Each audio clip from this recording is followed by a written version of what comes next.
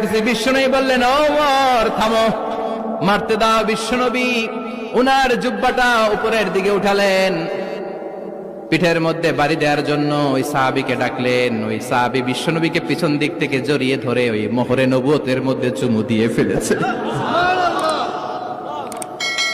সাহাবী বললেন, নবী গো, এই নাটক করার জন্য আপনি আমারে মাফ করে দিয়েন।